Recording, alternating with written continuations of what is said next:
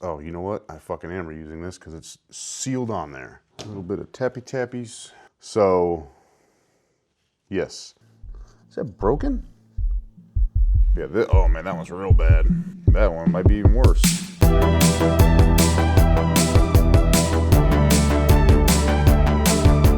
Shit's getting a little weird here. I got the entire cam chest assembled, put in, checked, double checked, triple checked. It's all within tolerance. So I checked the crank run out and it was 2 thousandths. The S&S instructions say it needs to be around, or it needs to be no more than 3.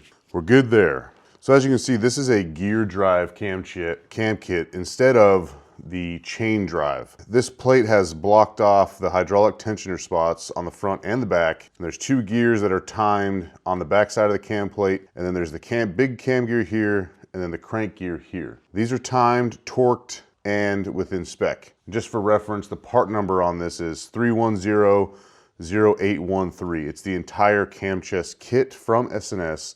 These are the Easy Start 585 cams. So I've never done gear-driven cams before, and it's kind of a nightmare, but I think in the long run it'll be worth it because it's less moving parts. If anyone's ever done a twin cam install, like if you've seen on my old Dyna video, maybe I'll link it up here somewhere. You press in, I can't remember which, it's the front of the rear cam. You press it in with the bearing, and then you press a bearing into the other cam spot, and then the other cam just slides in, and you put a sear clip on it, and they're in place. And then there's this retaining plate that goes on the back of the cam plate to keep everything in. Nice and easy. This one you had to press fit them both in, get the gears timed, which hindsight being 2020, I should have not put the pistons and the jugs on. By the way, those are on before doing this because this is making it a little bit harder to turn this, but I got it all done.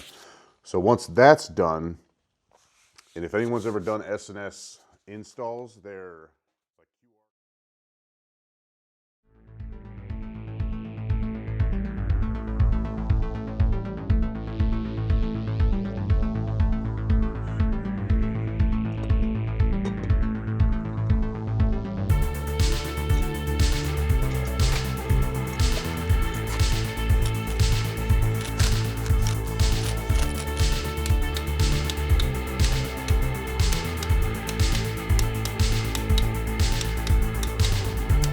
So with this being in a holding pattern now, something else is happening exciting other than the new brown Saddleman, which looks awesome against this blue bike. Again, not my bike, working on it for a friend. He ordered a Barnett Scorpion clutch pack that I'm gonna put in for him while I have the bike apart, and I need something to do while I'm waiting on the heads to come back anyway. So I'm gonna pop over to the other side of this bike. I'm gonna get the primary cover popped off, and then while it's off, I can go ahead and turn the engine a few more times just to make sure I don't hear anything in here. And then get everything on that side prepped for the new clutch pack, which is gonna be awesome. He also bought a new DynaTek ignition coil. Clutch should be here in a couple days. In the meantime, let's get it taken apart. So this isn't the greatest of angles here. I'm kind of tight on space over here. I got too much shit in my garage.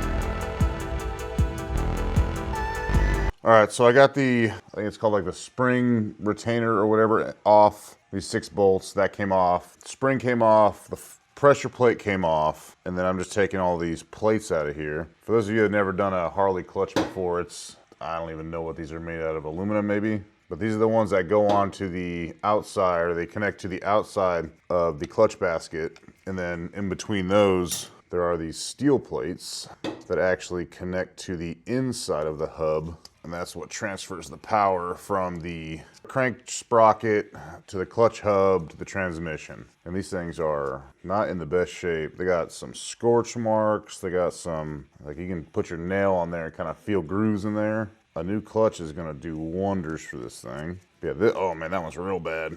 And I'm putting the Barnett Scorpion extra plate clutch kit in this. The only thing that's gonna be put back in here is the pressure plate, the spring. Actually, they may come with a new diaphragm spring, and then the retainer. And there's this spring that's concave. This is gonna come out, it's not getting replaced. And there's one more flat one in there that I have to get a pick to get out. Let me get that real quick. Like a champ. That's out, and then this last little spring thing in here, there it is. There you go. So the Barnett clutch kit is gonna have an extra plate. In theory, what that means is you're gonna have more friction going from the crank to the clutch to the transmission to the wheel. So now I just wait for the new clutch to get in, which should be here tomorrow. Everything goes back on, do a clutch adjustment, and then the clutch will be done. In the meantime, I'm gonna get this ignition taken off because I got a new one of those coming tomorrow as well. Like I previously mentioned, a new ignition coil is a super easy thing to do because that's all it is right there, is that one plug and 2 bolts. Just set those aside, and there's the old coil. I'm assuming he wants to keep the chrome and these little spacers for that cover. And that is literally all I can do for now until the clutch comes in and the heads come in. So, holding pattern.